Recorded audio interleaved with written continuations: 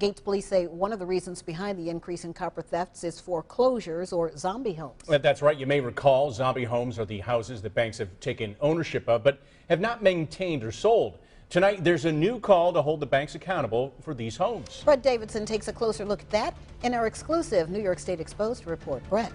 Jen and Scott, this is a problem in the city and the suburbs. Zombie homes lower property values and they attract crime. And some local leaders want to know why the federal government isn't making the banks do more to address it. The family about 4 years ago just picked up and left, and since then the property has been in a dilapidated state since that time. Mary Ann Furlet of Greece says she doesn't know who else to call. She's been living next to this vacant home for 4 years as it continues to decay. It doesn't look so bad with a coating of snow, but this is how it really looks. Overgrown grass and weeds and a tarped roof that is losing its shingles. How would you rate your level of frustration? 10.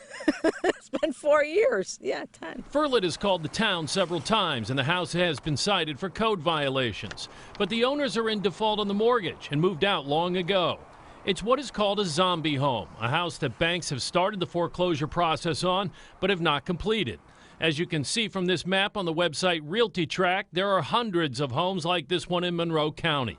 In Greece, police recently warned neighbors to pay a little more attention to them after a rash of burglaries where people broke into the vacant houses and stole copper pipes. Further, we've had the issue on a couple occasions where we've caught burglars and the bank hasn't assisted with prosecution. So they're not doing anything about the problem. What does it do for the quality of life, for the value of homes to the people who live nearby these zombie homes? Well, it certainly is not a positive effect on the neighbors. 3, 2, 1, there you go. Greece Town Supervisor Bill Rylick says towns are limited in what they can do to get the bank's attention because they're federally regulated. What we need is some strong federal legislation that forces these banks to adequately take care of the homes. Number one, keep the power on, keep the utilities on, maintain them. So we took those concerns directly to New York senior U.S. Senator Charles Schumer. Is there more that Congress should or could be doing to speed up the foreclosure process? Yes, we are speeding up. We have moved to speed up the foreclosure process, and it's working. But a lot of these homes were already foreclosed upon and are just sitting there, or foreclosure was already started but never finished.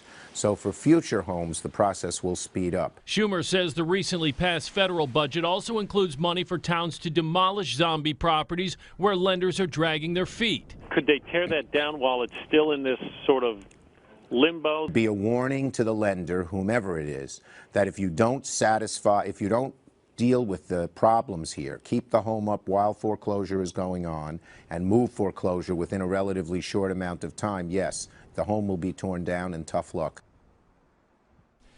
I'll continue to track this problem and check back with lawmakers to find out what more they plan to do to help people like Mary Ann Furlet, who is forced to live next to one of these properties.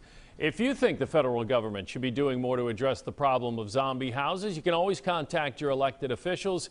Here are some phone numbers for Senator Schumer. The local number is 263-5866.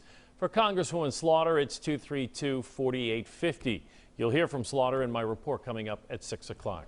Janet, Scott. You know, Brett, we've talked about this numerous times, but weren't state lawmakers working on legislation to deal with these vacant properties? Yeah, indeed they were. There have been a couple of bills introduced, actually. One that's been touted by the Attorney General now for more than 2 years would fine the banks for failing to maintain the properties, but that bill has been stuck in committees in both the Senate and the Assembly. All right, Brett, we look forward to your report coming up at 6. Thank you. Thanks, Brett.